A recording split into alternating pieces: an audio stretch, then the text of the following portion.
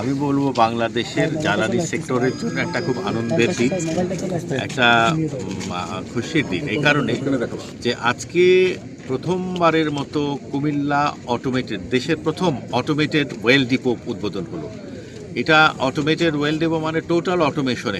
এখানে আমরা আগে দেখতাম যে গোদনাইল বা ফতুল্লা বা বাগাবাড়ি যে ডিপোগুলো আছে সেখানে যে তেল দেয়া হতো, তারপরে আমাদের ট্যাঙ্কারের মালিকরা ওরা ডিপ নিত, তারপরে নানা রকম এখানে কম পড়তো, বেশি হতো।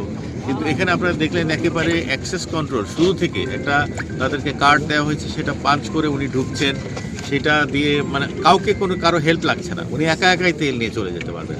ওখানে আমরা যেমন এখন পেট্রোল পাম্পে কী করি, পেট্রোল পাম্পে যাই আমরা, তেল নিয়ে আমরা চলে যাই মিটার দিয়ে। তো আমাদের যে বড় বড় ট্যাঙ্ক লরি যারা 13,500 18,000 লিটারের যে ট্যাঙ্ক লরি, তাদের তেল নেওয়ার ক্ষেত্রে অনেক জটিলতা হতো। সেই জটিলতাটা এখন আর থাকলো না। লাইক আপনি একটা গাড়ি নিয়ে আসলেন, তেল নিয়ে চলে গেলেন, তো এরকম আপনি এখন নিতেন 50, এখন নেবেন হচ্ছে 18,000, বাট সিস্টেম ইজ সেম।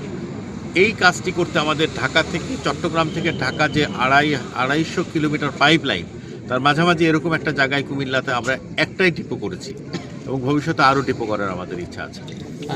একটা ডিপো চালু হওয়া মানে এখানে কিছু মানুষের কর্মসংস্থান হবে। এখানে প্রতিদিন 100-150 ট্রাক আসবে যাবে, মানুষের মোবিলিটি বাড়বে। তো এটা তো অবশ্যই কুমিল্লার যারা এই অঞ্চলের জন্য একটা উন্নয়নের জন্য একটি প্রতীক হয়ে দাঁড়াবে। খুবই গুরুত্বপূর্ণ, কারণ হচ্ছে আপনার একটা ওয়েল ডিপোর সেফটি এবং সিকিউরিটি সবচেয়ে গুরুত্বপূর্ণ। সেই সেফটি এবং সিকিউরিটির জন্য সব ধরনের ব্যবস্থা আমরা এখানে নেওয়া আছে। তবে ডেফিনেটলি আমরা এখানে, আমাদের জেলা প্রশাসক আছেন, এই প্রকল্প যারা বাস্তবায়ন করেছেন 24 ইসিবির আমাদের ব্রিগেডিয়ার আরিফ সাহেব আছেন।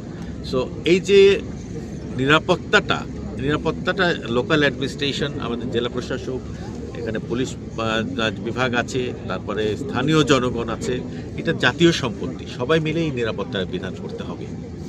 শুরু হয়েছে, আমরা ট্রায়াল বেসিসে শুরু করেছি বেশ 5-7 দিন থেকে, তবে আজকে অফিসিয়ালি ওপেন করছি আমরা।